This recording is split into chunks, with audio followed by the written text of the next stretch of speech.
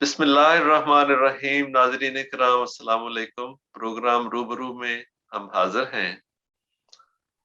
फकत एक पल नहीं, ये उम्र भर दुश्वार होता है।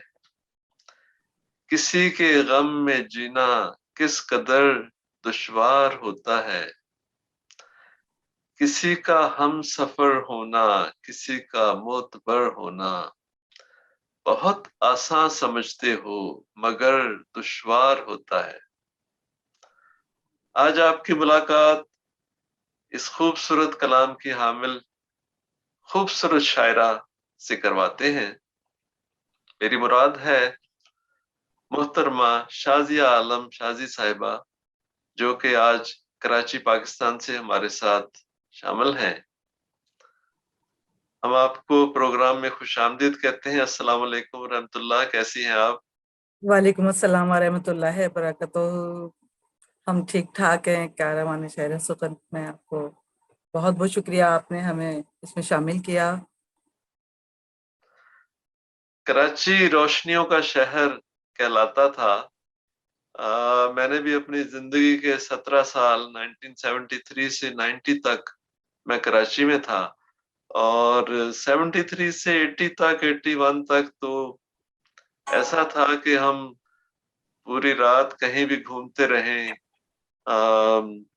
होटल खुले हुए हैं। मुझे याद है वो कारसाज पर एक पैटियो होता था, वहां पे हम कढ़ाई जी, और ये वो तो उसके लिए निकल जाते थे। तो अब क्या सूरत हाल है? वो कराची की वो रौनकें वापस आई हैं या अभी कुछ उसमें मामलात हैं? नहीं, कराची अब अल्लाह का शुक्र है कि बहुत बेहतर हो गया है। पहले की जो आपने सूरत हाल बताई वाकई इसी तरह का था कि एक जो कराची रोशनियों का शहर कहलाता था, वो रोशनियों का नहीं अंधेरों का शहर हो गया था। लेकिन अल्लाह ताला का लाख लाख शुक्र है कि वो दोबारा अपनी उसी डगर पे चल पड़ा है कराची, और रोशनियां उसकी बरकरार हो गई हैं। और हमारी दुआ यही है कि इसी तरह का ये माहौल कायम व दायम रहे। जी, अल्लाह ताला अपने फजलो करम से वो खुशियां, वो सुकून और वो जो बहारें थी वो वापस आ जाए। तो कोविड की क्या सूरत हाल है वहां पे?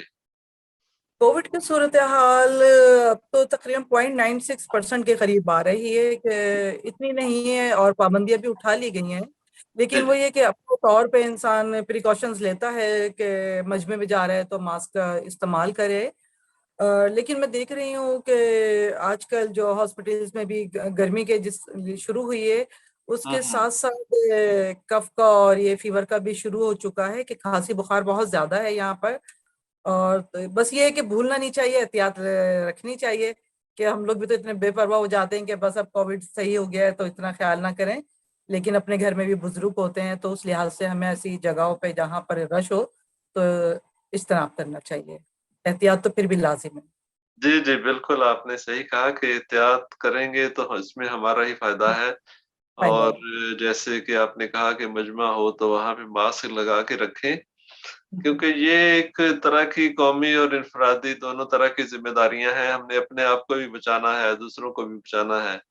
तो बहरहाल अल्लाह करे कि लोगों को इस चीज का एहसास हो कि ये बहुत ही एक जरूरी चीज है। तो मौसम जैसा कि आपने कहा, तो गर्मी, मुझे याद है कराची में अप्रैल में तो बड़ी शदीद गर्मी पड़ा करती थी। अब वही अ, हाल है। बस 40-41 तक जा रहा है टेम्परेचर। और गर्मी है, समुद्री हवाएं बंद हो जाती हैं तो यहाँ पर फिर बहुत बुरा हाल होता है। तो जी जी। गुज़िश्ता दिनों से यही चल रहा है कि 2-3 दिन बंद होती हैं, फिर शाम में स्टार्ट होती हैं। तो हम्म। हवा बंद होने की वजह से यहाँ बहुत हब्स हो जाता है। जी जी। और शाम अक्सर वहां पे ठंडी हो जाती ठंडी है। होती है। जी, जी जी, ये एक बड़ी अच्छी बात है। अच्छी बात है। हाँ। हम्म। तो क्या आप देखती हैं कि कुछ जो सरगर्मियां थी मुशायरों की वो शुरू हुई है? कुछ अदबी माहौल बना है? जैसे पहले तो कोविड में तो यहाँ तो बिल्कुल कुछ नहीं हो रहा था, तो वहाँ क्या सूरत हाल है? जी, यहाँ भी पहले कोविड में तो बिल्कुल खत्म हो चुका था ये अदबी सूरत हाल। लेकिन जब से ये खत्म हुआ है कोविड का कि आप प्रोग्राम कर सकते हैं, जी। तादाद बढ़ा दी है। होटल्स वगैरह भी है, हॉल्स वगैरह जो बंद थे उनमें अब शुरू हो गया है कि 200-400 जो ये थी लिमिट।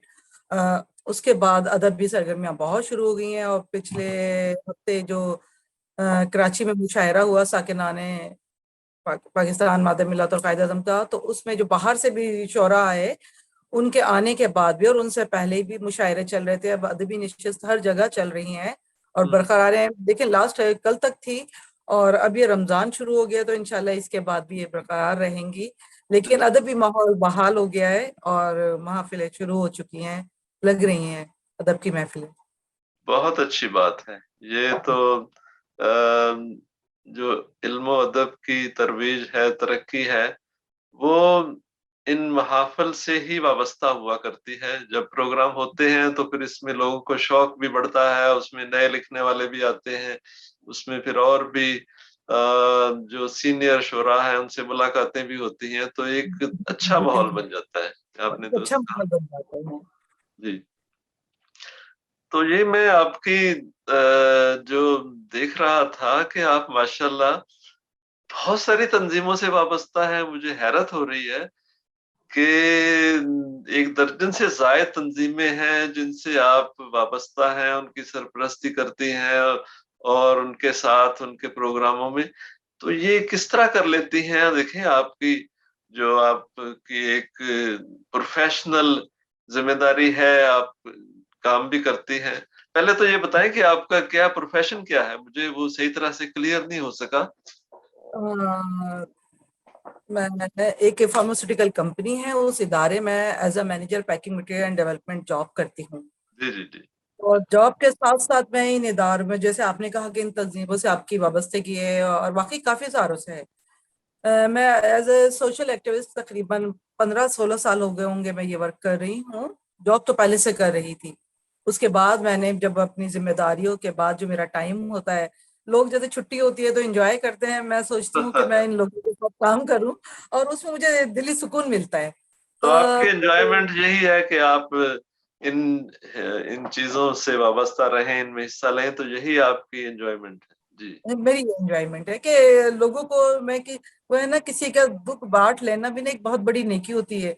तो इंसान कुछ नहीं कर सकता तो एक मुस्कुराहट के जरिए उनको नेकी दे, और मैं अपने ये काम जारी रखना चाहती हूँ। और किसी की अगर कोई प्रॉब्लम होती है ड्यूटी के दौरान भी, मैंने अक्सर यही कि लोग मुझसे आके अपनी तकलीफ बयान करते हैं। तो एक होता है ना, बाज लोग बेजार हो रहे होते हैं किसी की गुफ्तगू से, मैं नहीं होती। मैं कहती हूँ कि वो अपना दर्द मेरे पास लेकर आया तो मैं कुछ उसको, मुझे समझता है तो मैं मुझसे बयान कर रहे हैं, वरना चाहता तो वो किसी और के पास भी जा सकती थी।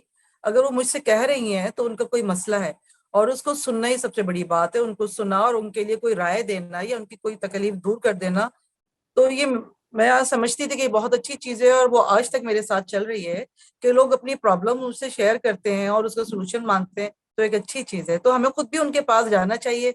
जो लोग हमारे पास आते हैं, अपनी बताते हैं, हम उनके पास भी जाते हैं तो हम उनसे कुछ सीखते ही हैं। मैं अगर ओल्ड हाउस जाती हूँ तो वहां भी जाके सीखती हूँ कि वो किस तरह अपने बच्चों की याद करती हैं और उनके माशरे के जो रवैये उनके साथ हुए हैं वो उसको बयान करती हैं। तो खुद एक खौफ आता है कि कल हम भी इस नहज पे जाएंगे और हमारे साथ अगर ये हो तो क्या होगा। तो उससे पहले हमें अपनी तैयारी करनी चाहिए। तो मैं अपना यानी कि अपने आप को रख के सामने हर चीज सोचती हूँ कि कहीं ऐसा ना हो, तो हम उससे पहले ही दूसरों की वो मदद करें और अपने आप को भी उस चीज से बचाएं। ये बाकी तो आपने ये आपने सही कहा, लेकिन मुझे इस चीज़ से बड़ी हैरत भी हुई कि पहले हम सुना करते थे कि ओल्ड होम सिर्फ़ जो है वो यूरोप में है या अमेरिका में है या दूसरे ममालिक में है। तो पाकिस्तान में ओल्ड होम का तसव्वुर नहीं था पहले। कम जी से जी कम बिल्कुल। मुझे तो याद है कि मैं 90 तक पाकिस्तान में रहा हूँ, तो मेरे इल्म में कोई ऐसा नहीं था कि यहाँ भी कोई हो। लेकिन अब तो खबरों में सुनते हैं, तो ये बड़ी एक अजीब-सी बात नहीं है? पहले हम भी सच ये सुनते थे कि बाहर ममालिक में होते हैं ओल्ड हाउस के, वहाँ के जो होते हैं बच्चे अपने वालिदैन को इस तरह कर देते हैं। लेकिन यहाँ अब हम पाकिस्तानी माशरे में, एक इस्लामी मुल्क में रहते हुए देख रहे हैं कि वो रवैया इन लोगों ने अपना लिया है। हुँ, और जिस तरह एक बुजुर्ग को, बुजुर्ग एक नेमत होते हैं, घर में रौनक होते हैं, आप ये देखें, जी, जी, उनको इस बिल्कुल। तरह निकाल देते हैं। और सिर्फ क्या मसला होता है कि या तो खवातीन जो होती हैं घर में वो उनको सारी होती हैं कि ये क्यों है, या प्रॉपर्टी का मसला होता है। तो जायदादें कहाँ चली जाती हैं, सब कुछ यहीं रह जाती हैं, जाता बंदा खाली हाथी है। अगर ये चीज सोच लें कि हमारा वक्त कितना रह गया और हम किस हस्ती के साथ कर रहे हैं, वो हमारा बाप है, हमारी माँ है, हमारे भाई, हमारी बहन है। सिर्फ एक प्रॉपर्टी तो कोई चीज नहीं होती है। रिश्ते सबसे बड़ी अहमियत रखते हैं, लेकिन वो रिश्तों का तकद्दुस पत्नी खो देते हैं। लेकिन सब ऐसे नहीं है। देखिए, चंद एक की वजह से हम सबको क्यों कहें कि चंद माशरे में हमारे ऐसे लोग हैं जो कर रहे हैं, जिसकी बिना पे एक हमारी दोस्तें हैं जिन लोगों ने ओल्ड हाउस बनाया, वो उन खवातीन को रख रही हैं और उनका जिस तरह ख्याल रखती हैं। बास के ये है कि पेरेंट्स यहाँ है और वो खुद बाहर हैं, तो ऐसे भी मैंने देखे हैं कि वो लोग उनका खर्चा भेजते हैं, लेकिन वो कहते हैं वो किसी के सामने ना आए। एक हम्म। तरह के हौसले समझ के उनको रखा जाता है। लेकिन बाज बच्चे जो बिल्कुल छोड़ देते हैं उनको, उन वालिदैन का बहुत बुरा हाल होता ये है। वाकई बड़ा एक लम्हा फिक्रिया भी है, लेकिन अनफॉर्चुनेट है। और इस पे दुआई कर सकते हैं हम, या जहां तक हमारे बस में है किसी की हेल्प करना, वो करनी चाहिए। तो अच्छा, तो अब आप ये थोड़ा सा हमारे नाजरीन जानना चाहते हैं कि शायरी कब से आप कर रही हैं, और ये कैसे आप में ये जरासीम आए शायरी के? जरासीम तो आपको आपको बिल्कुल कहाँ के कीड़ा क्यों है, तो मैं बताती हूँ। हमारी परदादी फारसी की शायरा, अच्छा, अच्छा। हमारे अब्बू का ताल्लुक जो है लखनऊ से है।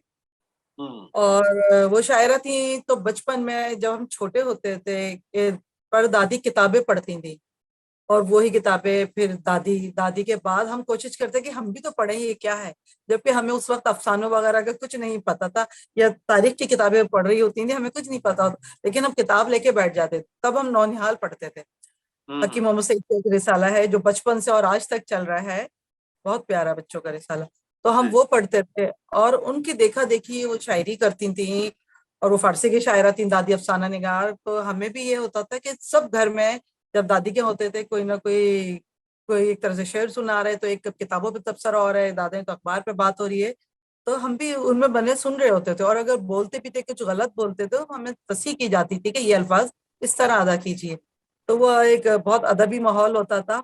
और फिर ये देखते कि सबके चश्मा लगा हुआ है, और हमारे चश्मा जब नहीं होता था, हम कहते हाँ, थे हाँ। अल्लाह सब चश्मा है, और पकड़ पकड़ के किसी का चश्मा लगा रहे हैं कि शायद ये बड़े लोग जो होते हैं वो लगाते हैं चश्मा। तो ये तस्वुर था कि बड़े जो लोग होते हैं, जो पढ़े लिखे होते हैं, वो चश्मा लगाते हैं। बाद में जब आंखें कमजोर हमारी भी हुई थी, हमें भी लगाना पड़ा। तो वो हुँ। माहौल जो हम देखते हुए आए, तो उसमें रहते हुए हमें भी शायद कुछ छोटा मोटा कहानियां लिखते थे, जो नौनियाल वगैरह में छपती थी, और बड़े खुश होते थे, फिर बाद में अब्बू को दिखाते थे। हाँ, हाँ। फिर छोटे छोटे शेर कहने शुरू किए, लेकिन वो शेर इस तक होते थे कि डायरी के हद तक रहते थे, किसी से इजहार नहीं किया जाता था। तो वक्त गुजरता गया आहिस्ता आहिस्ता, फिर वो गजल की सूरत में जब गजलें लिखना शुरू की, तो वो भी जमा की, बताते नहीं थे हुँ, हुँ। कि वालिद साहब की डेथ के बाद मुझ पर जिम्मेदारी जॉब की पड़ गई, तो मैं जॉब में लगी। तो फिर ये सिलसिला थोड़ा मौखर हो गया। फिर थोड़ा कुछ आगे बढ़ी, टाइम मिला, तो ये सोचा कि जो लिखने का शौक है वो तो कभी नहीं जाता, हुँ। पढ़ते रहते थे, और किताबें दोस्तों को गिफ्ट करते थे, ये आदत है। फिर उस सिलसिले को दोबारा लिखना शुरू किया, और चंद अपने उस्ताद मोहतरम वगैरह उनको दिखाया, तो उन लोगों ने दोस्तों ने हौसला अफजाई की, नहीं लिखो और इसको जारी रखो। तो फिर आगे आके वो गजलें आगे थोड़ा थोड़ा कई रिसालों में, अखबारों में भेजना शुरू की। जब छपी हौसला अफजाई, तो फिर वो आगे उसको जमा की, जो 15-16 साल की जो जमा थी, तो फिर वो निकाली, तो किताबी सूरत में भी उसको मैं लेकर आई, और उन्हीं दोस्तों की काविश से वो किताब की सूरत भी बनी। वाह! तो ये आपका जो मजमूआ है समंदर राज़ ना मेरा, जी ये जी यही उन्वान है ना उसका? जी, तो समंदर आज। ये बेसिकली ज़्यादा गज़लें हैं इसमें, गजलें हैं, नज़्में हैं, और हाइको है। हाइकू भी इन लिखती चीज़ों हैं आप। का मजमूआ है। जी अच्छा, तो सारी आपकी जो एजुकेशन है वो कराची की है या कहीं और? जी जी जी जी, हम अच्छा। शुरू से कराची के हैं, और वालदेन यहीं के, मेरी वालदा मुतरबी की यहीं की पैदाइश है। वालिद साहब जब इंडिया से आए थे तो 3 साल के थे, हुँ, और हुँ। दादी साहब दादा वगैरह जो आए थे, तो अब्बू भी छोटे ही थे, हुँ, और वालदा भी यहीं की थी। तो यहीं पर ही जब पैदाइश भी कराची की है, तो यहीं पढ़ा हमने। और उसके बाद यहीं पर ही वालिद साहब के इंतकाल के बाद फिर जॉब स्टार्ट की। ठीक वरना है। एजुकेशन से ज्यादा राब्ता था, अगर होते तो उसमें ही जाते के पढ़ाने में, लेकिन टीचर, लेकिन वो कुछ टीचर टाइप की फितरत नहीं है। ज्यादातर लोगों से मिलना, सोशल वो होता, तो इस तरह नहीं। वरना वालिद साहब का तो यही था कि आपको टीचर बनाना है। ठीक है। तो ये आपकी कह सकते हैं कि आपकी जो मोरोसी है, शायरी जो है हाँ, आपको मिलती है। जी जी बिल्कुल। उससे और मेरे चाचा भी शायरी करते हैं, अक्सर यही होता है कि हम तकरीबात में मिलते हैं, हम तो किसी को बताते भी नहीं है कि यही होगा कि फिर ये है, तो वो फिर बड़े मुझसे मिलाते भी हैं, मुझे बताते हैं कि ये मेरी भतीजी है, देखें ये है। तो हुँ, वो हुँ। उनके दोस्त वगैरह भी यही कहते हैं कि भाई ये कीड़ा सब में पाया जाता है आप लोगों के। अच्छा। और आपको एक मजे की बात बताऊं, कल हमारे भांजे साहब हैं, मोहम्मद अली, वो बड़े मजे से सारे कजन में बैठे हुए, तो वो शेर सुना रहे, और वो जिस अच्छा। तेजी से सुना रहे, फिर मुझे सुनाते खासतौर पे, तो सब कहते कि नहीं भाई खाला आप सुने, तो मैं उनसे ये कहती है जरा आहिस्ता पढ़ो ना, आहिस्ता बताओ, कहते अरे आपको क्या पता, आजकल तेजी का जमाना है, फास्ट अंदाज में सुनाते हैं, वो हमें बता रहे हैं। ज़बरदस्त। तो ये बताएँ कि और इनके अलावा आपकी फैमिली में किसी और को, आपके कोई जो इमीडिएट बहन-भाइयों में किसी को ये शौक नहीं लाहक हुआ? बहन भाइयों में तो नहीं, ये मेरी बहन के बच्चों में तो आ रहा है ये शौक। अच्छा। और वैसे बड़ी बहन जो है वो, वह तो तकरीर वगैरह में बड़ी बचपन से वो हुँ, वैसे हुँ। मोबाइल से में हिस्सा लेती थी, और ठीक, बड़ी कामयाब होती थी स्कूल में जब हम लोग होते थे, तो वो हुँ, इस साइड पे होती थी और मैं गेम्स के सिलसिले में होती थी, तो ठीक है। मुझे ये शौक था। तो हुँ, और वो बहस तो मोबाइल से, और आज भी वो है कि वो किसी के सामने बोलती हैं तो बड़ी दलाइल के साथ बात करती है और जवाब देती हैं। किसी को बोलने नहीं देते। ये बस ये बात है, किसी को बोलने नहीं बिल्कुल सही। देती। अच्छा, तो आपने स्कूल के ज़माने में कोई ड्रामा वग़ैरह में भी हिस्सा लिया? अरे अच्छा। आपको कैसे पता? जी बिल्कुल। बिल्कुल, आज आप मुझे पुराना जमाना बिल्कुल याद दिला रहे हैं, स्कूल हाँ, के हाँ। जमाने में 6-7 की बात है।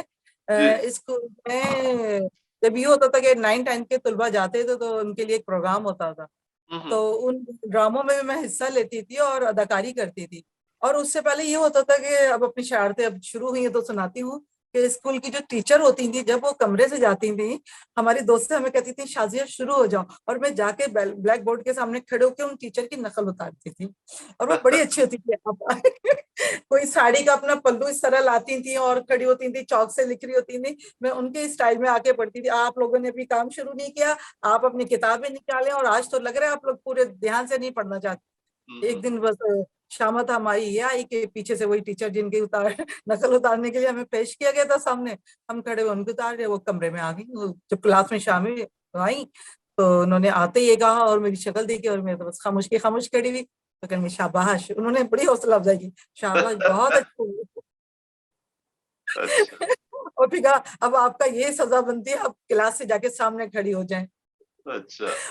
और वो जो खड़े भी हुए तो बाहर ग्राउंड नजर आ रहा होता था क्लास का, और सामने पूरी सड़क और दुकानें वगैरह नजर आती थी, तो हुँ, वो टाइम भी गुजर गया। हुँ, हुँ। तो शरारत होती थी। तो उन्होंने आपकी काफ़ी हौसला अफ़ज़ाई की इस मामले में, बजाय इसके ड्रामा में भी उन्होंने ही कहा कि आए और अदाकारी करें, तो उसके बाद मैंने स्कूल के ड्रामों में की हाँ, भी, और लड़के का किरदार दिया जाता था, तो अच्छा। बड़े मजे अपने भाई के कपड़े लड़कों के पहनना और वो तो कैप लगाना बड़ा अच्छा लगता था, हुँ, हुँ, तो हुँ। वो किरदार भी अदा किए ड्रामों में। ज़बरदस्त। कोई नावल वग़ैरह भी लिखने का आपको शौक हुआ या सिर्फ़ मंज़ूम कलाम दरअसल की तरफ ही?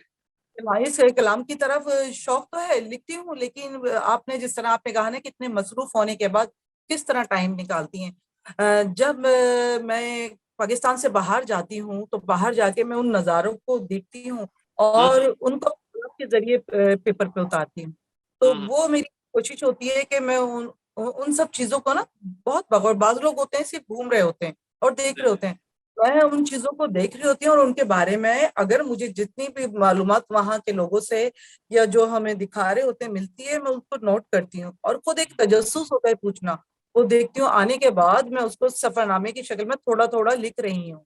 लेकिन ज़बरदस्त। आप अफसाने की बात की ना, तो अफसाना भी एक वही होता है कि जो हमारे माशरे में किरदार होते हैं कि एक तो एक हकीकत पे होते हैं, एक एक सिर्फ ख्याली होते हैं, मैं उन हुँ, किरदारों को बागौर देखती हूँ, और मेरे हल्का बाब में हैं ऐसे लोग जिनकी वाकई जिंदगी जो इस तरह गुजरी है उसको कलम पे अगर उतारा जाए तो वो एक अफसाना ही है, और कोशिश होगी मेरी कि टाइम मुझे मिले तो मैं इन चीजों को जरूर अपना पूरा करूँ। बिल्कुल। तो मेरी कोशिश है कि बस मुझे टाइम हो तो मैं उनको अपने कलम के जरिए पेपर पर उतारूं।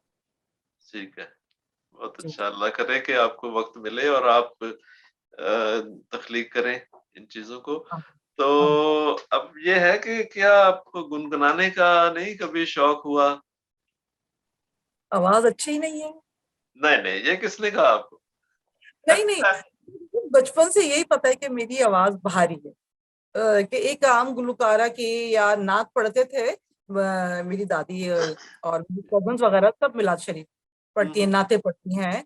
तो बहुत अच्छा लगता है मुझे उनका कि एक महफिल होती है, नात का मुकाबला होता है कि कौन वो सबसे अच्छा। बचपन से ये कि हम सब मिलके हाँ, नाते हाँ। अपनी पढ़ते थे। लेकिन मुझे खुद एहसास था कि मेरी आवाज भारी है, मेरी आवाज ऐसी नहीं जो सब कजन्स की या सब बच्चों की अच्छी होती है, मेरी आवाज ऐसी नहीं थी। और मेरी दोस्तें सारी इतनी अच्छी अच्छी मशहूर गुलकारा हैं, टीवी पे पढ़ती हैं और इतने अच्छे अच्छे पढ़ती हैं, वो मुझे हौसला अफजाई करती हैं कि तुम पढ़ो, तुम्हारी आवाज बहुत अच्छी है। मैं कहती हूँ नहीं, मजाक नहीं उड़ाया करो यार मेरा। और वो लोग, बहुत अच्छी आवाज है उनकी माशाल्लाह, मेरी सारी दोस्तों की।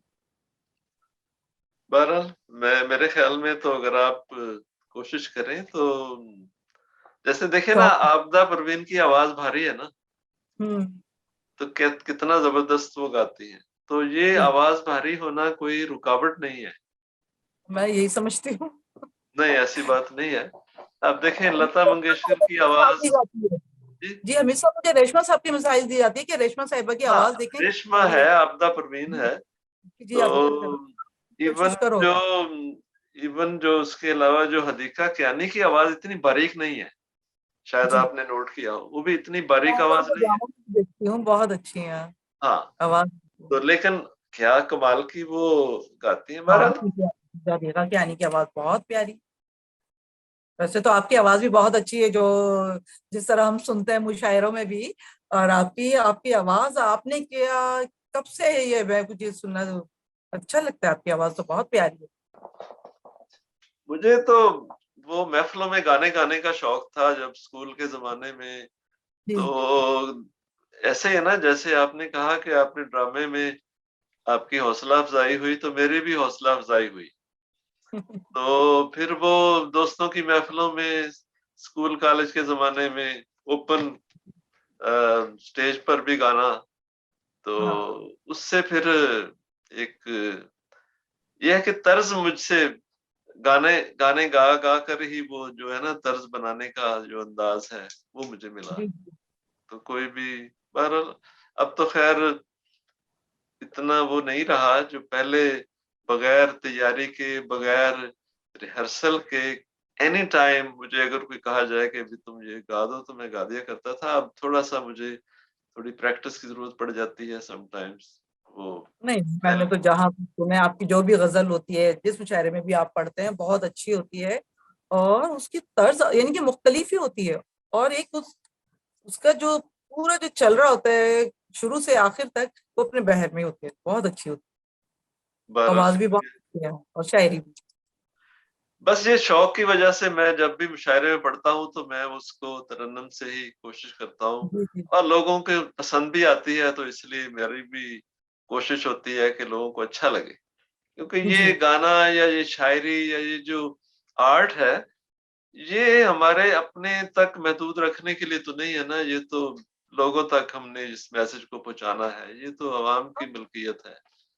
तो वही बात ये है कि हौसला अफजाई होती है ना, तो इंसान में खुद एक वो होता है, बुलबुला आता है कि उसको हम जारी रखें। जी, तो जी। यही है कि आप अच्छी चीज होगी और तो आपको अच्छी पजीराई मिलेगी, तो उसमें और निखार आता है।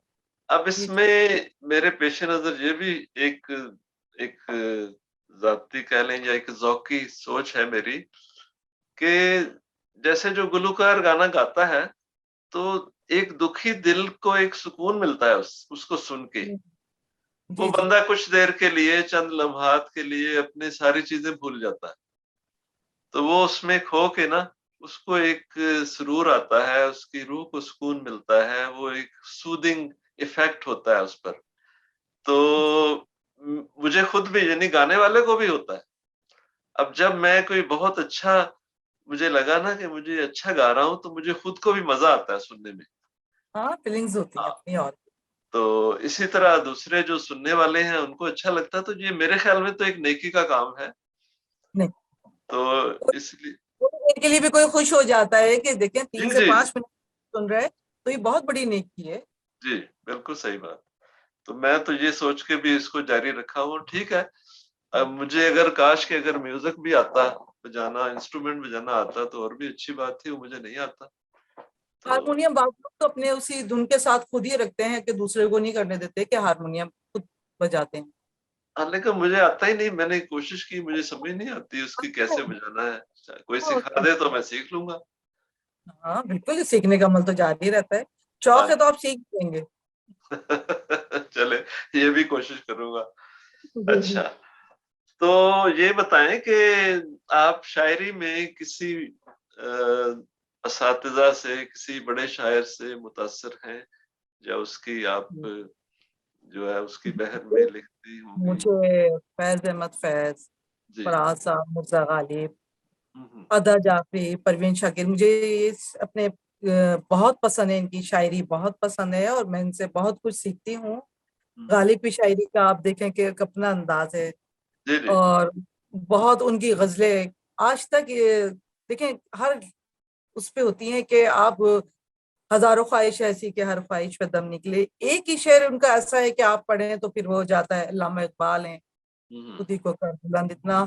तो हर किसी का अपना एक विजन है और उनकी शायरी में इतना जोश और जज्बा होता है कि वो दूसरों को मुतासिर करता है। तो मैं भी उनसे, परवीन शाकिर हैं, अदा जी, जाफरी हैं, मुझे इन सब की शायरी बहुत पसंद है और मैं बहुत कुछ उनसे सीखती हूँ। पढ़ने का भी शौक है और मुझे उनसे सीखने का भी बहुत शौक बहुत अच्छा, वेरी गुड। अच्छा, ये बताएँ हमारे नाज़रीन को कि और आपके क्या मशागल हैं, जैसे फ़ोटोग्राफ़ी या और कोई ऐसी जो शायरी के अलावा आर्ट की, जो आप अपनी फुर्सत है। में। शायरी के अलावा मुझे क्या कहते हैं, ट्रैवलिंग का बहुत शौक ट्रैवलिंग? है। अच्छा, अच्छा, ट्रैवलिंग का मुझे बहुत शौक है और मैं अच्छा। ये चाहती हूँ कि मैं बस जब तक हमारी जान में जान है हुँ, तो हुँ, हम क्या कहते हैं, जितना भी हो सके सफर कर लें और हुँ। अल्लाह की बनाई हुई जो इतनी प्यारी कायनात है उसको देखें। जैसे और मेरी कोशिश यही होती है, जैसे ही मुझे ऑफिस से छुट्टियां मिलती हैं तो मैं हुँ, सबसे ज्यादा प्लान ये बनाती हूँ कि मैं घूमने चली जाऊँ। वाह! तो मैं बहुत आप खुश होती हूँ। कनाडा का कभी हुआ इत्तेफ़ाक आने का या नहीं अभी तक? नहीं, कनाडा का हुआ नहीं है। कोशिश ये है कि अभी बस मैं यूरोप वगैरह तो काफी जाती रहती हूँ। हुँ, हुँ। कनाडा का अभी सोचना है कि वहां की जो बर्फ है ना, जो आपकी स्नोफॉल, जो मुझे बहुत पसंद है। जो कि हमारे स्नोफॉल तो पाकिस्तान ठीक है, में करीब होती है। लेकिन आप गर्मियों में आएँ और जी जी। यकीन करें कि गर्मियों में हमें, हमारे ज़हन से वो सारे नकूश मिट जाते हैं कि भई यहाँ कभी बर्फ भी पड़ती होगी। वो रुई की इस जमीन गायब हो जाती है। इस कदर वो खूबसूरती उभर के आती है, जो ज़मीन अपने जी। रंग बिखेरती है, तो वाह। इंसान के वहमो-गुमान में भी नहीं होता कि ये वही जगह है जहाँ इतनी शदीद सर्दी और -30 और -40 और बर्फ में लिपटे रहना। तो लेकिन ये कि महदूद 2-3 महीने के लिए होता है ये। ये जो जून, जुलाई, अगस्त 3 महीने जी बेहतरीन जी। मौसम और अब गर्मी टका देखो के। देखो कितनी कितनी अच्छी वही अल्लाह ताला की बनाई हुई कि आपको एक कितनी बर्फ ही बर्फ दिखाता है और बाद में आपको बता रहे हैं कितनी खूबसूरती होती है। ये कायनात कितनी हसीन है। आप जी, जी, दोनों बिल्कुल। मौसम एंजॉय कर लेते, चाहे वो कुछ वक्त के लिए 3 महीनों के लिए भी है, लेकिन कितनी अच्छी चीज है। हाँ, तो हम तो आपको दावत देते हैं कि आप आएँ, हम आपको घुमाएँ-फिराएँगे, यहाँ सैर कराएँगे कनाडा की। जरूर जरूर, मैं कोशिश करूंगी बिल्कुल आने की। तो इंशाल्लाह। प्रोग्राम भी आपके साथ अरेंज करेंगे, कोई हाँ, शायरी। कोई मुशावरा हो जरूर। फिर एक होता है ना कि रिजल्ट मिल जाता है, लेकिन कनाडा आना है, वो भी देखना है कि जी, जी। जब इंसान सफर के लिए निकलता है तो दुनिया तो देखनी है, तो फिर वो भी हाँ देखनी है। जी। तो मेरा ख़्याल है अब कुछ आपसे शायरी भी सुनी जाए।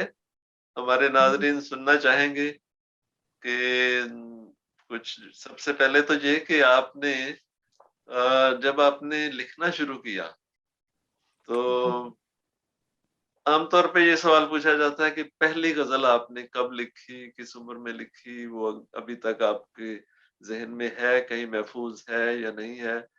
तो अगर पॉसिबल हो, मुझे नहीं पता कि आपके पास है, अगर हो तो उसके 1-2 शेर अगर आपके ज़हन में हो। सबसे पहले जो मैंने ये जो लिखने का जो सोचा था ना, आपको जिस तरह मैंने बताया था कि मैं किसी की तकलीफ देखती हूँ ना, हम्म। तो बहुत वो दिल को एक वो होता है, दर्द उठता है। तो उसी दर्द पे था कि हर किसी का दर्द देखना, हर किसी का दर्द बांटना। तो हम्म। उसी पे एक वो मैंने शेर कहा था कि खिदमत खल्के खुदा का ये सफर जारी है।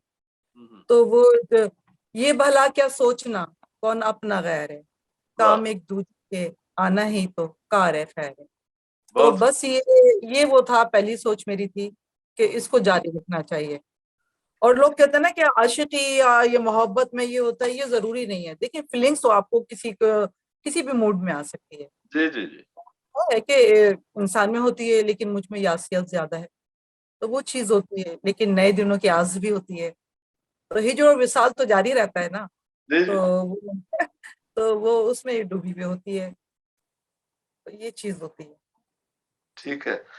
तो कैफियत अब एक आप अपनी होती है। पसंद की कोई गजल जो है ना, जो आपको सबसे ज्यादा पसंद, ऐसा कलाम भी होता है ना, बाज आदमी सोचता है जी, कि यार ये मुझे बहुत अच्छा लगता है और दूसरों को भी सुनने में मजा आता है, तो वो अपनी पसंद की कोई सुनाए पहले तो। अपनी पसंद की एक छोटी सी बहर भी है, तो मैं वो सुनाती हूँ आपको। जी जी जी। कि जिंदगी तुम्हारी है, हम्म। जिंदगी तुम्हारी है, हर खुशी तुम्हारी है। वाह। जिंदगी तुम्हारी है, हर खुशी तुम्हारी है। तुम्हारी है। मैं तुम्हारी दुनिया हूँ, रोशनी तुम्हारी है। वाह। तुम हसीनो दिल आवेज, हम्म। तुम हसीनो दिल आवेज, चांदनी तुम्हारी है। तुम्हारी है। वाह। और मेरे दिल की हर धड़कन, हम्म। मेरे दिल की हर धड़कन आज भी तुम्हारी है। वाह। और, और एक बहुत अच्छा तो शायरी है इसी का कि बात हो वफा की तो, हम्म। बात हो वफा की तो हर सदी तुम्हारी है। वाह वाह वाह वाह, बहुत खूब। बात हो वफा की तो हम्म। हर सदी तुम्हारी है। वाह। और इसका मतलब है कि मेरे दिल की हर ख्वाहिश, हम्म। मेरे दिल की एक ख्वाहिश आखिरी तुम्हारी है। बहुत खूब। मेरे दिल की एक ख्वाहिश हम्म। आखिरी तुम्हारी है। तुम्हारी है। जिंदगी तुम्हारी है, हर खुशी तुम्हारी है। बहुत खूब। छोटे से है ये, ये तो इसमें छोटी सभी कुछ है। ये छोटी बहर की जो गजल कहना भी तो एक कमाल है ना, कि मुख्तसर अल्फाज में आप सब अपना कुछ मतलब बयान करते हैं। मतलब बयान कर दें। और बिल्कुल। जो गालिब का कलाम है छोटी बहर में, क्या जबरदस्त है। वाह। जी। छोटी बहर में जो जो भी उनका कलाम है गालिब का। तो चलें आगे बढ़ते हैं, और हमारे नाजरीन को आप सुनाएं कुछ। एक नज्म जी। सुनिए तो। नज्म, मुझे तुम भूल मत जाना, ठीक है ना। मुझे तुम भूल मत जाना। मेरी चाहत की बातों को वाह। जरा तुम गौर से सुनना, हम्म। मेरी चाहत की बातों को जरा तुम गौर से सुनना। तुम्हारे वस्ल की ख्वाहिश मेरे दिल में मचलती है, वाह। तुम्हारे वस्ल की ख्वाहिश मेरे दिल में मचलती है। चलती है। तुम्हारे नाम से जाना मेरी हर सांस चलती है। वाह।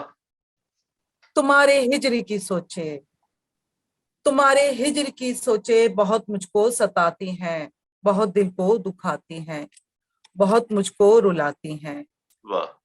मोहब्बत के सफर पर अब, मोहब्बत के सफर पर अब उड़ाकर धूल मत जाना। वाह। मुझे तुम भूल मत जाना, मुझे तुम भूल मत जाना। बहुत खूब। शुक्रिया। और एक वो है कि हवाएं गुनगुनाती हैं अगर हम तुमसे मिलते हैं। वाह। हवाएं गुनगुनाती हैं अगर हम तुमसे मिलते तुमसे हैं। मिलते हैं। वफा के गीत गाती हैं अगर हम तुमसे मिलते हैं। वाह। चमन में फूल खिलते हैं, मोहब्बत रक्स करती है। वाह। चमन में फूल खिलते हैं, मोहब्बत रक्स रक्स करती है। करती है। फिजाएं जगमगाती हैं हम्म। अगर हम तुमसे मिलते हैं। वाह। वो घड़ियां जो कभी हमको जुदा होने न देती थी, हम्म।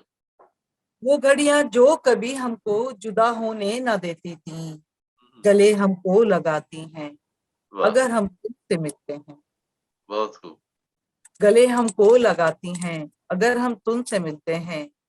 जवां भवरे जवां भवरे चमकती बुलबुले और कोयले आकर वाह, तीन नगमे सुनाती हैं अगर हम तुमसे मिलते हैं। और यह है कि अजब अंगड़ाइयां लेता है मौसम अपनी मस्ती में। वाह, जब अंगड़ाइयां लेता है मौसम अपनी मस्ती में, घटाएं झूम जाती हैं अगर हम तुमसे मिलते हैं।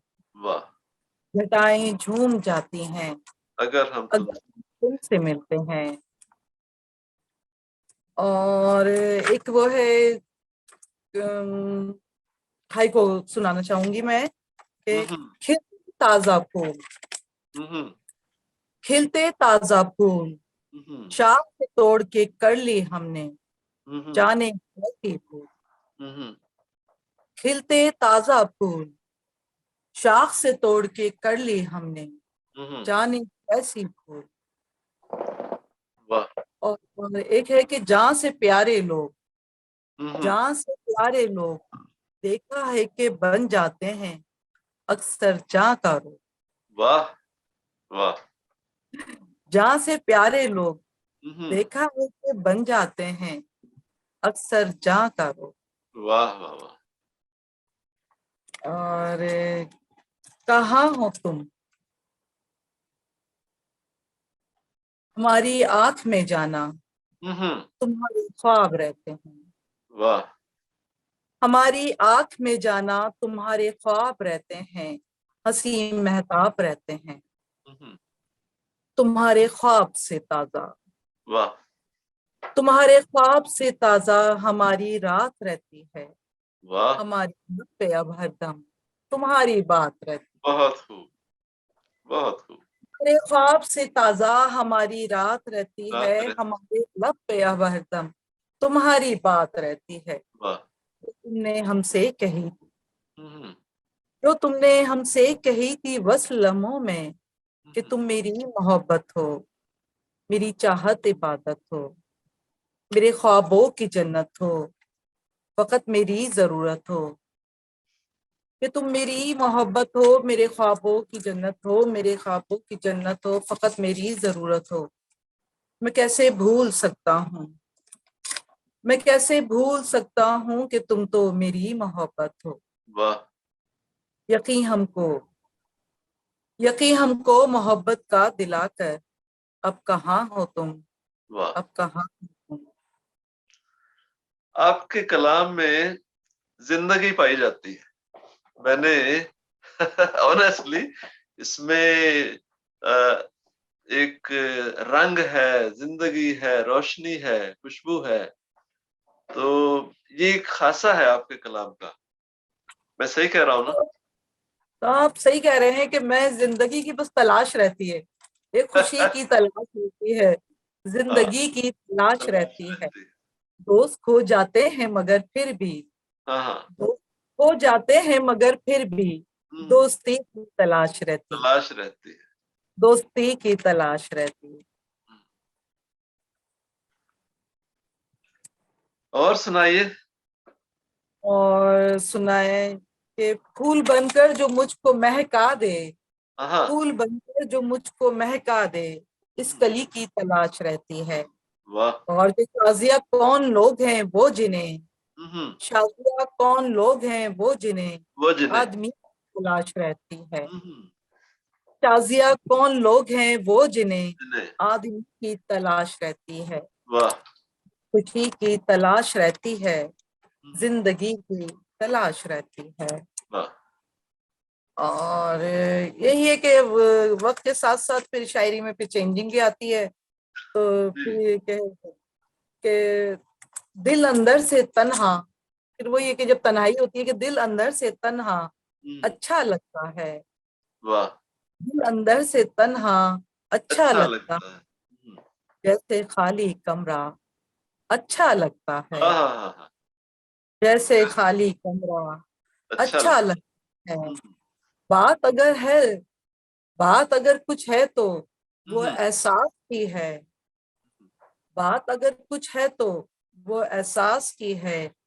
वरना दिल कब टूटा अच्छा लगता है, अच्छा लगता है। वाह। वरना दिल कब टूटा अच्छा लगता है। और गहने प्यार के हों तो हम्म। उनके आगे फिर, वाह। गहने प्यार के हों तो हम्म। उनके आगे फिर, हम्म। किसको चांदी सोना अच्छा अच्छा लगता लगता है। है। वाह वाह वाह वाह वाह। गहने प्यार के ही हो ना तो अच्छे लगते हैं। एग्जैक्टली, बिल्कुल। चांदी असल तो की वो ये अच्छा जज्बात जो लगता है। हैं, वो जी अनमोल जज्बात हैं असल तो। बाकी ये मटेरियल चीजें तो इनका कोई, ये तो आनी होती जानी हैं। है। जी, इनकी कोई हैसियत नहीं। जिस दिन से देखा है हम्म। मैंने दुनिया को, वाह। जिस दिन से देखा है मैंने दुनिया को, दुनिया को दुनिया का हर रिश्ता अच्छा अच्छा लगता है। लगता है। वाह। दुनिया का हर रिश्ता अच्छा लगता है। हम्म।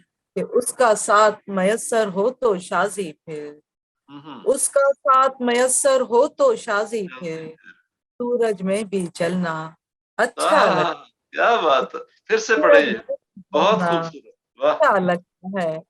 कि वाह। उसका साथ मयस्सर हो तो शादी फिर, हम्म। उसका साथ मयस्सर हो तो शादी फिर, हम्म। सूरज में भी जलना अच्छा अच्छा लगता लगता है। है। वाह। सूरज में भी जलना अच्छा लगता है। दिल अंदर से तन्हा अच्छा लगता है। वाह।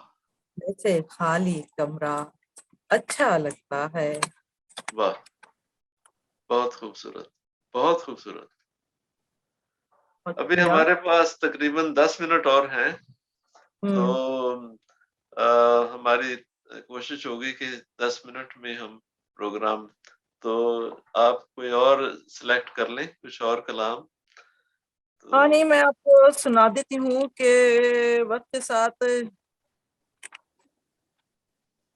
आपको। जो आपकी तंजीम है रोटरी क्लब, ये कब से मार्ज वजूद में आई है, इसके बारे में। तकरीबन 111 साल हो चुके हैं रोटरी इंटरनेशनल को बने हुए। जी जी जी। उसके बाद जी, रोटरी और ये अमेरिका से शुरू हुई थी ये तंजीम, और ये हम्म। दुनिया के हर ममालिक में पाई जाती है। इसमें जी जी। पाकिस्तान में भी जो रोटरी अपना काम कर रही है, हम हम्म। होते हैं डिस्ट्रिक्ट 3271 में होती है। और रोटरी का जो मोटिव है यही है कि आप इंसान की और एक कम्युनिटी सिस्टम पे सहूलतें मुहैया करना। जी जी। कि आपके जरूरी नहीं है कि आप हर किसी को सब कुछ दे सकें, थोड़ी सी कि ठीक अगर है। कुछ करके दे दें। आप एजुकेशन में स्कूल, सरकारी स्कूल भी होते हैं, प्राइवेट स्कूल भी होते हैं, कि अगर उन स्कूलों को जो पढ़ना चाहते हैं और उनको इतनी इजाजत नहीं देती है और स्कूल हैं उनमें वो सहूलत नहीं है, जी तो जी। हम बढ़ के किसी लाइब्रेरी का क़याम कर दें, किसी लैब को बना दें या डेस्क का इंतजाम कर दें, उनको किताबें प्रोवाइड कर दें। कि थोड़ा सा शेयर तो डाल सकते हैं ना, कि हर ठीक है। काम हर इंसान तो पूरा नहीं कर सकता। हम्म। इसी तरह सेहत के शोबे में है, तो रोटरी ने कोविड में भी बड़ा काम किया और सेफ्टी किट्स थी वो मुहैया की हॉस्पिटल में हम्म। जा जाके, और इलाकों में उनके जाके, गोट में जाके ये की। और फिर जब ये आपने देखेंगे कोविड में बिल्कुल बंद हो गया था, तो जी उसमें कि हमने फूड ड्राइव भी शुरू की गई। उस पे फूड ड्राइव में हमने जहाँ जाके उन इलाकों में दिया जहाँ पर बिल्कुल भी नहीं पहुंच सकता था, जी जी। और जो रोजाना कमाने वाले थे जिनके हम्म। चूल्हे ठंडे हो चुके थे, तो वहां सब ने अपने तौर पे मिलके राशन ड्राइव का इजरा किया और जा जाके हमने खुद पहुंचाया। तो हम्म। उस काम करने में एक जो जज्बा होता है वो एक अलग ही होता है। जी जी, और बिल्कुल। इसी तरह लॉयंस और रोटरी और फिर एनवायरनमेंट पे काम करना, हम्म। कि आप तो देखें कि मुल्क के दुनिया के हालात ग्लोबल चेंज हो रहे हैं, कि हम्म। उसके लिहाज से दरख्तों की कमी, तो उसमें भी हम बढ़ चढ़ के हिस्सा लेते हैं कि लोगों को बताते हैं कि वो सड़कों पे से एक तरह से, आप कराची देखें पहले कितना हरा भरा होता था। जी अब जी, कराची बिल्कुल। को ऊपर से देखा जाता है, जमीन नजर आती है, बिल्डिंगें हम्म। नजर आती हैं और कुछ भी नहीं। बिल्कुल ऐसे ही। सही है। इन 2-3 सालों में ये बहुत शुरू हुआ और लोगों ने अपने तौर पे, हर तंजीम ने इस पे काम शुरू किया। तो अब मैं खुद गुजरते हुए देखती हूँ कि जिस सड़क पे सिर्फ पत्थर थे, फुटपाथ थी, अब छोटे छोटे से पौधे निकलना शुरू हो गए, चाहे वो नीम के हैं, हम्म। बादाम के। रूट ट्री कितनी होती थी, आपने खुद देखा होगा कि बचपन में मोहल्ले में जाके बेर तोड़ते थे, बादाम खाते थे, ये चीजें होती थी। अब वो नापैद हाँ। अब वो, लेकिन ये शौक अब फिर शुरू हो रहा है और लोगों ने फ्रूट ट्री लगाना शुरू मुझे किए। मुझे याद है 1973 4 5 में जो वो गांधी गार्डन था, गांधी जी जी गार्डन है जहाँ पे वो चिड़ियाघर, जी, वो, चिड़ियाघर। हाँ, हम्म, कितना हरा भरा था वो, मुझे याद है। बहुत। हाँ, उसमें बहुत ग्रीनरी थी, दरख्त और ग्रासी जगह। और आजकल हाँ, तो मुझे नहीं पता कि वहाँ क्या सूरत हाल है। बिल्डिंगें बन चुकी हैं बड़ी बड़ी, उसके करीब करीब जो है जी जी। प्लाजा जो बन रहे हैं, वही हाँ जी। कमर्शलाइज हो गया, हाँ, कमर्शियल के तो वो उससे सारा ये कमाल ये खत्म करके। कंक्रीट के जंगल बन गए हैं। जी और जी, वो वो बातें जो है ना, वो जो एनवायरनमेंट को नुकसान पहुंचा है इससे, वो बहुत नुकसान। बहुत जरूरी है कि दरख्त लगाए जाएं और ग्रीनरी हो। अब देखें, आप जाती हैं बाहर यूरोप में, देखें कोई जगह खाली नहीं छोड़ी उन्होंने जहाँ पे वो घास नहीं लगाते। हाँ जी। ग्रीन नहीं होता है, कितना अच्छा लगता है। जी और जी। यही हम चाहते हैं कि काश इधर भी ऐसा हो जाए जी जी। कि आपने देखा हीट व्यू कभी सुना था बचपन में? ये सुनते थे कि लू लग गई है, कुछ इतनी होती थी। अभी हम्म। 4-6 सालों में जो यहाँ हीट व्यू का शुरू हुआ है और कितनी अमवात हुई है। तो बस ये यही वजह। यही वजह है कि आप कहाँ से ऊपर से जब हीट पड़ती है, दरख्त होते हैं तो अपने अंदर समोल लेते हैं। जी जब वो जी। चीज नहीं होती, डायरेक्ट इंसानों पे जमीन पे पड़ेगी तो क्या चीज होती है। हम्म। तो इसको सोचना चाहिए और इस पे दरख्त लगाना चाहिए कि शजर है तो सब कुछ है। बिल्कुल सही बात। करनी चाहिए, मेरा तो ये पैगाम है कि। और मैंने तो कोविड के दिनों में यही किया कि हम अगर ऑफिस से जल्दी वो आ जाते थे और बिल्कुल बंद है तो छत पे कोई नहीं था पौधा, तो हमने गमले लगा लगा के इतने किए कि पहले वो छोटे छोटे थे इन 19-20 में, और ये जो 20 और 21 में जो देखा तो इतने बड़े बड़े हो गए। अब छत पे हम्म। जाते हैं तो बड़ा अच्छा लगता है कि वो पौधे बड़े बड़े हो गए। जी जी, बिल्कुल सही बात। ठीक है, कहीं ना कहीं अपना टाइम लगाया शायरी को, ये किया, लिखा, काफी लिखा, तो वो जमा हुई, तो टाइम को जाया नहीं किया। उन टाइमों में यही किया कि दरख्त लगाए और लगाने चाहिए। बहुत अच्छी इस बात है। इससे जो हमारी एनवायरनमेंट बेहतर होगी, इससे जो कैंसर है वो, उसके फैलने की एक मेन वजह ये है कि दरख्त नहीं है। और दरख्त वो नहीं, जो अल्ट्रा वायलेट रेज आती हैं सूरज से, तो वो फिर इंसानों को हाँ, नुकसान पहुंचाती है। इंसान। ये आपका पैगाम, अल्लाह करे कि लोगों के दिलों तक पहुंचे। चाहे तो एक पौधा लगाएं लेकिन जरूर लगाएं, अपने जी जी जी, जो मासूम है उनके नाम से लगाएं। ये भी सदका जारी है और बिल्कुल बिल्कुल सही। लगाना चाहिए। और अपने बच्चों को भी तरगीब देना चाहिए। आप जाएं, बाहर जाएं, पौधे देखिए, पौधे महंगे भी होते हैं, सस्ते भी होते हैं। तो आप अगर सस्ते भी लेके लगाएंगे, उसके साथ साथ वो जब बड़े हो जाते हैं वही महंगे हो जाते हैं। बिल्कुल छोटा सही। पौधा देखिए, ये होता है सस्ता है तो आप उसको लगाएं, वो बड़े भी हो जाएंगे। और वो किसी के लिए, हम नहीं, दूसरे इस्तेमाल करेंगे। हम हाँ भी जी। तो किसी के लगाए हुए दरख्तों के नीचे ही अपनी गाड़ी खड़ी करते हैं और ये कहते ऐसे हैं कि छांव में रहेगी तो अच्छी रहेगी। एक हम्म चीज के लिए तो इतना सोचते हैं, अपने लिए हम नहीं सोच सकते। हम्म। ये सोचना चाहिए कि हमें दरख्त लगाने चाहिए और ये बिल्कुल आने सही। वाली नस्लों के लिए भी फायदा है। हम तो ये जो मुझे साल ये गुजार भी रहे हैं याद आ गया, तकरीबन। एक उसका अपने, एक शायरा है हमारे, अक्सर मुशायरों में आती है कि उसका शेर है कि नस्लों पे किया जिसने कड़ी धूप में साया, वो पेड़ जरूरत में जलाए नहीं जाते। वाह वाह, नजमा बहुत अच्छा। महबूब का शेर बहुत अच्छा है, ये मुझे बड़ा पसंद है। जी तो जी जी, बहुत अच्छा। हम्म, तो आपकी बात सही है, ग्रीनरी हमारे मुल्क की जरूरत है, हमारी कौम की जरूरत है। और उससे पानी के मसाइल भी हल होंगे और बीमारियां कम पानी होंगी। के मसाइल भी हल होंगे। तो ये होना चाहिए और इसको लगना चाहिए कि दरख्त लगाएं। और उससे सबका ही फायदा है। और ये जी जो जी। मौसम का चेंज हो रहा है तो ये ठीक होगा। हाँ जी। तो अब हम थोड़ा सा शायरी की तरफ आते हैं फिर से। तो अब आप हमें और कुछ ना कुछ जरूर सुनवाएं। कुछ वक्त है हमारे पास, तो जी जी, कम से कम दो गजलें तो जरूर सुनाएं, कम से कम दो। उसके बाद हम अपने प्रोग्राम को समेटेंगे। चलो, एक सुनाती हूँ कि मुस्कुराते हुए गुलाबों में, हाँ। मुस्कुराते हुए गुलाबों में हमने देखा है उसको ख्वाबों में। हाय हाय, बहुत खूबसूरत। मुस्कुराते हुए गुलाबों में हाँ, हमने देखा है उसको ख्वाबों में। ख्वाबों में, हाँ। तू भी कर ले मोहब्बतों के सवाल, हम्म। जो भी कर ले मोहब्बतों के सवाल, वाह। तुम हो शामिल मेरे निसाबों में। वाह। जो भी कर ले मोहब्बतों के सवाल, वाह। तुम हो शामिल मेरे निसाबों में। हम्म खुशबू मकसूद थी मोहब्बत की, हम्म। खुशबू मकसूद थी मोहब्बत की, वाह फूल रखे गए किताबों में, वाह। फूल रखे गए किताबों में, हम्म और कितना रोशन दिखाई देता है, हम्म। कितना रोशन दिखाई देता है वाह, वो मोहब्बत के महताबों में, बहुत खूब। कितना रोशन दिखाई देता है वो मोहब्बत के महताबों में। हम्म। और हो ही जाएंगे एक दिन शामिल, वाह। हो ही जाएंगे एक दिन शामिल हम हम्म। मोहब्बत के इन निसाबों में, वाह। हो ही जाएंगे एक दिन शामिल हम हम्म। मोहब्बत के निसाबों में। बहुत खूब। और आखिर है कि अपना किरदार तक छुपाते हैं, हम्म। अपना किरदार तक छुपाते हैं लोग भी किस कदर हिजाबों में, हाय हाय।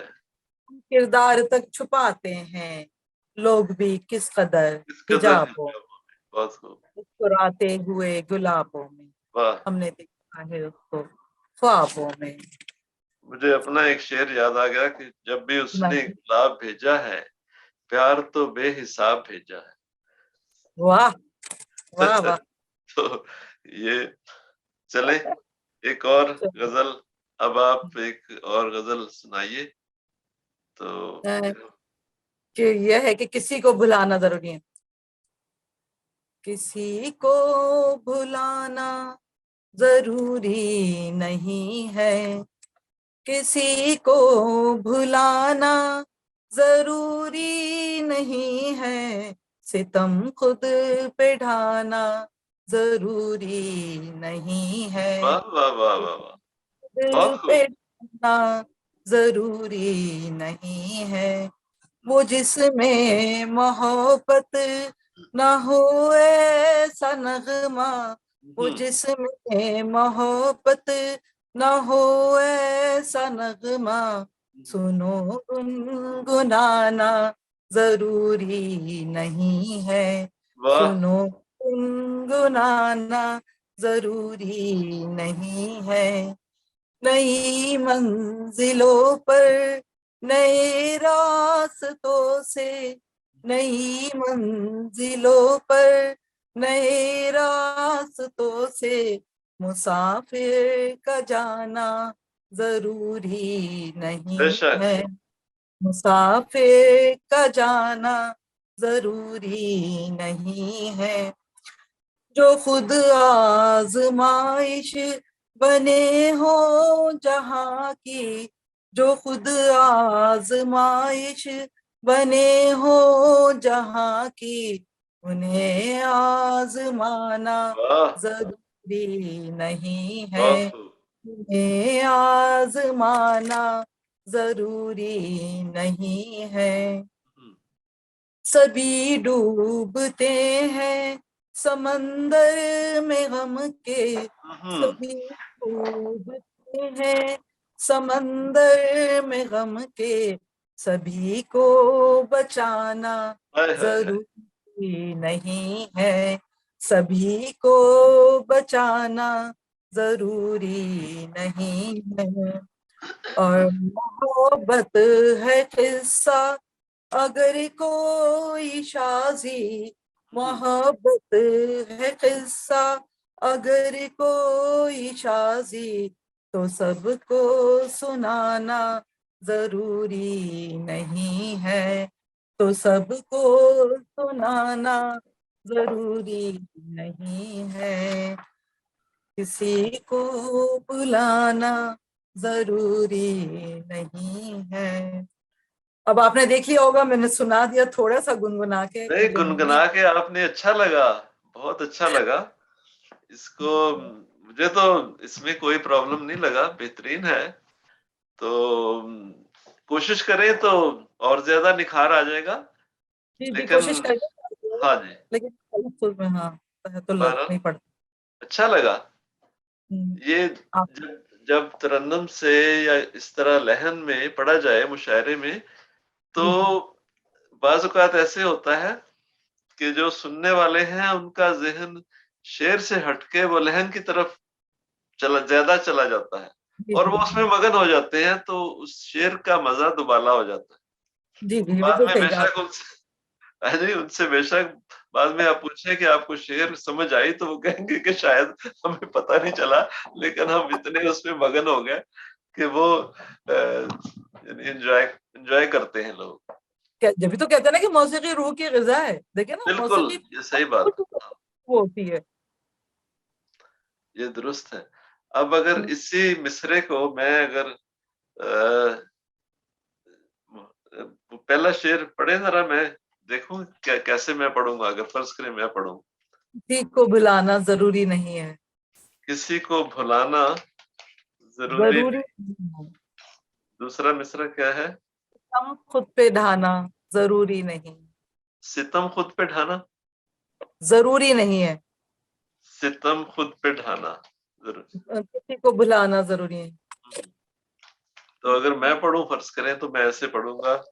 आपका तो भई, मैं तो आपको मानती हूँ, आपका तरन्नुम बहुत ही प्यारा है। नहीं, मैं ऐसे एक ज़हन में आया कि इसको मैं ट्राई करूँ। किसी को भुलाना ज़रूरी नहीं है, किसी को भुलाना ज़रूरी नहीं है, सितम खुद पे ढाना ज़रूरी नहीं है, वाह, वाह! किसी को भुलाना ज़रूरी नहीं है, सितम खुद पे ढाना ज़रूरी नहीं। क्या कहने हैं अमीर साहब, वाह! देखिए, ये होता है ना फनकार, ये होता है ना अंदर से एक आपको म्यूजिक से लगाव है और धुन बनाते हैं आप। और आपने मेरी एक गजल पे बनाई भी, बहुत अच्छा उसको पढ़ा आपने। बहरहाल ये अच्छी गज़ल है, और असल में तो जो कलाम में जो नगमगी होती है, वही गाने वाले को, जो पढ़ने वाले को ये तरग़ीब देती है कि इसको पढ़ा जाए। और जी, जी। मेरी तो एक कमज़ोरी है कि अच्छा कलाम मिल जाए तो मैं उसको गाए बगैर रह नहीं सकता। ये तो अच्छी चीज़ है, कमज़ोरी नहीं है आपकी, ये तो एक क्वालिटी है कि आप इसको ना बहुत अच्छे अंदाज में गाते हैं और उस कलाम को ना मौतबर कर देते हैं। चलें, जो होता है शुक्रिया, समाज की वाक़ई उसकी दिक्कत बढ़ जाती है। और शुक्रिया आपका। तो अब हम इस प्रोग्राम के इख्तिताम की तरफ चलते हैं। अ, नाज़रीन किराम, आपने देखा कि जो शुरू में हमने दावा किया था कि खूबसूरत कलाम की खूबसूरत शायरा से खूबसूरत अच्छी-अच्छी बातें करेंगे, और हमने कोशिश की और आपके सामने अ, उनकी शख्सियत के कुछ पहलू उजागर करने की कोशिश की। तो उम्मीद है कि आप इस प्रोग्राम को पसंद फरमाएँगे, और हम और भी अच्छी शायरात, अच्छे शुअरा को लेकर आपके सामने हाज़िर होंगे। मोहतरमा शाज़िया आलम शाज़ी साहिबा, आपका बहुत शुक्रिया कि आपने अ, वक़्त निकाला और इस प्रोग्राम में शमूलियत इख्तियार की। आज रमज़ानुल मुबारक का पहला दिन है, और हम अपने तमाम नाज़रीन को रमज़ानुल मुबारक की मुबारकबाद भी पेश करते हैं। अल्लाह ताला हम सब की, आप सब की दुआएँ कबूल फरमाए, और इंसानियत को जंगों से और बीमारियों से महफूज़ रखे। वो जो मजबूर हैं, उनकी मजबूरियाँ दूर हों, और वो जो मदद के तालब हैं, अल्लाह ताला उनकी मदद फरमाए, और बेकसों की जो आवाज़ें हैं वो सुनी जाएँ खुदा ताला के हुज़ूर, और उनकी तकलीफ़ें दूर हों। इस दुआ के साथ हम आपसे इजाज़त चाहेंगे कि रमज़ानुल मुबारक का ये मुबारक महीना हम सब के लिए रहमतों और बरकतों का पैगाम लेकर आए। तो इसी के साथ हम आपसे इजाज़त चाहेंगे। एक दफ़ा फिर शाज़िया साहिबा, आपका बहुत शुक्रिया कि आपने बहुत खूबसूरत कलाम भी सुनाया और बहुत खूबसूरत बातें की, और इंशाअल्लाह फिर कभी भी, क्योंकि अ, इस इस सिलसिले को जारी रखते हुए फिर कभी किसी वक़्त फिर आपसे एक दफ़ा, क्योंकि बहुत सी बातों में तशनगी रह गई है, तो फिर इंशाल्लाह आपसे गुफ्तगू करेंगे। अगर आपने वक़्त निकाला, और उम्मीद है आप ज़रूर वक़्त निकालेंगी। तो नाज़रीन किराम, आपसे इजाज़त चाहते हैं। अस्सलाम वालेकुम व रहमतुल्लाहि मैं व भी बरकातहू। बहुत शुक्रिया अदा करना चाहूंगी कारवानी शहर सुगन हमीद साहब आपका, कि आपने टोरंटो से टाइम निकाला और हमसे इतनी शायरी के सिलसिले में गुफ्तगू की। मैं बड़ी ही शुक्रगुजार हूँ आपकी, और इंशाल्लाह ये सिलसिला जब भी आप मौका देंगे, बुलाएंगे, मैं हाजिर होंगी। और रमजान शरीफ के इस बाबरकत महीने में आज पहला रोजा है, और मैं उसकी तो पहले यही चाहूंगी कि अल्लाह मियां हमारे तमाम दुनिया में हर वबा, हर से निजात हो, सब अपने सुकून से अपने शहरों में, अपने मुल्कों में रहें, और ये महीना सबके लिए इबादत का, इनामात का और खुशियों का प्याम साबित हो, और सब इसमें आमीन। खुशी है, और सबकी मुश्किलात दूरी हो, और सब एक जिस तरह पहले रहते थे उसी तरह भाईचारे के साथ रहें, और हर खौफ और खतर से वो हो जाएं दूर, के जिससे हम 2 साल 3 साल इस तरह गुजारे हम जिस मुसीबत में, तो जी, उससे सब वो हो जाएं कि अपने को इतने अपने अपने अजीजों को, अपने बहुत ही बड़े बड़े लोगों को खोया है हमने। अल्लाह मियां सबके लिए ये साल, ये महीना सबके लिए खुशी का साबित हो। आमीन, आमीन। अल्लाह ताला आपकी ये सारी नेक ख्वाहिशात और नेक दुआएँ कबूल फरमाए। आमीन। और आपका एक दफ़ा फिर शुक्रिया शादिया साहिबा।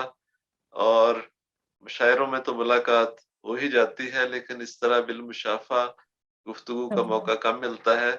तो बहुत अच्छा लगा, बहुत खूबसूरत बातें हमने सुनी। तो अस्सलाम वालेकुम व रहमतुल्लाहि व बरकातहू।